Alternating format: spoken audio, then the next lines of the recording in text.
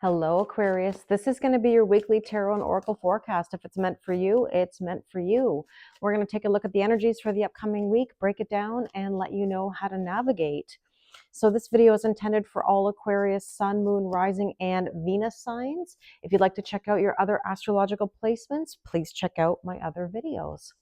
Okay, so as you can see, this week we're looking at the bigger picture. I needed you to see the full scope of everything that's happening.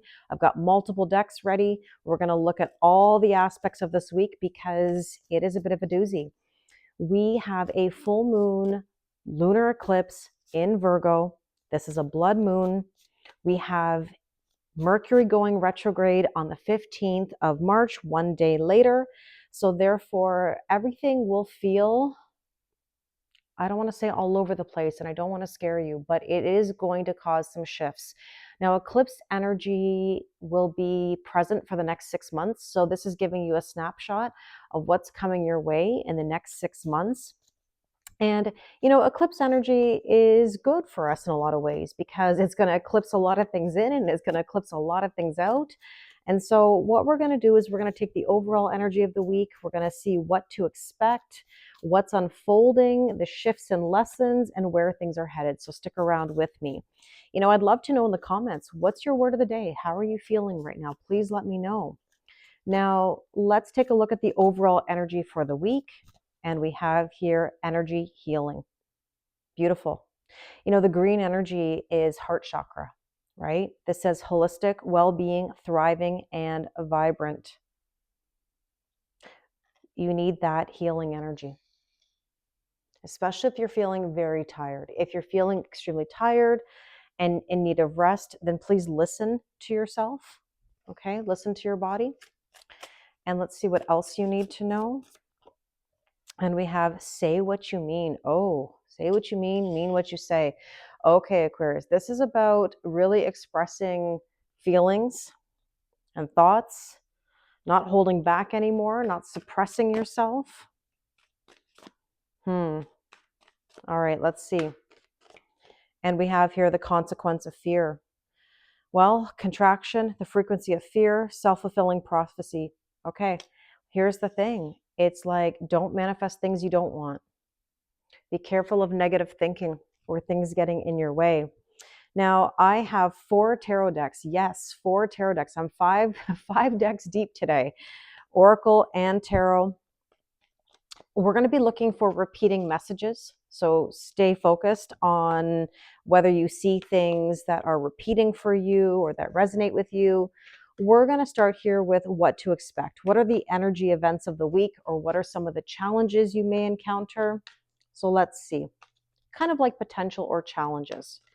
And we have here death and rebirth. Well, yeah, that's a potential and a challenge because we want the rebirth. We want the transformation. It's not going to be easy, but it's worth it. It's like going through, the cocoon, like the caterpillar goes into the cocoon, thinks it's dying and comes out a beautiful butterfly, but it doesn't know that it's going to come out a beautiful butterfly. It goes through all these growing pains. Let's see what else you need to know, Aquarius. We have here the Hierophant. This is energy that says taking the baby steps. It's a learning process. It's not going to happen overnight. It's about learning as you go. And the Ace of Cups, learning how to fill your own cup and not be such an overgiver, overdoer, and problem solver. And there is the Star card, healing, blessings, and wishes coming true. I just want to make a point that 3 out of these 4 cards are major arcana, which means major themes in your life.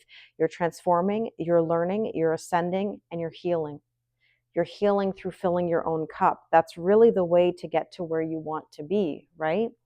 Now, this is about what's unfolding. What are your opportunities? What are your obstacles? What could be getting in your way this week?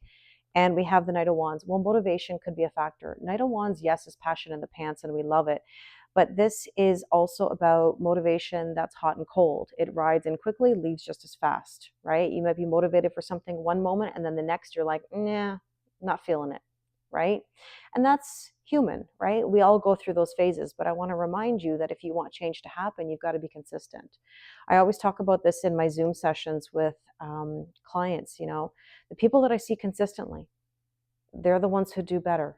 I talk to people weekly, I talk to people bi-weekly or monthly. This is where we see real change happen, because we have to challenge ourselves. If we're not challenging ourselves, then it's very hard to change, because we get stuck in a comfort zone that's really not so comfortable, right? Now, if this is about love, Aquarius, then understand that hot and cold energy with another person could be getting in your way. And with that, we have here the sun. There's a yes card. That could be a confirmation of what I've just been saying. It also is asking you to start saying yes to new things in your life. It's asking you to move forward. And with that, we have here the Four of Wands. This is beautiful. 1111, spiritual ascension.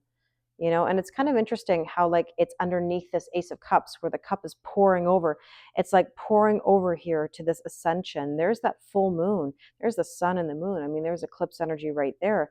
But that energy is saying, trust your intuition, enjoy life. I mentioned this actually earlier to Gemini. I don't know if you have any Gemini placements or dealing with a Gemini, but having a picnic, enjoying life, going through that healing process. And here we have the Fool, trusting and taking a leap of faith. I think I saw the Fool also with Gemini.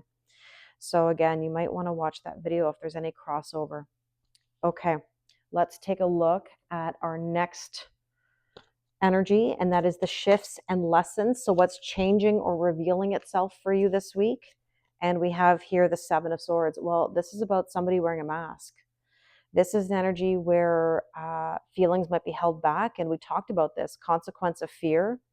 Say what you mean what you say.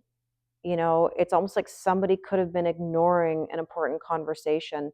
So something will be revealed here that was hidden.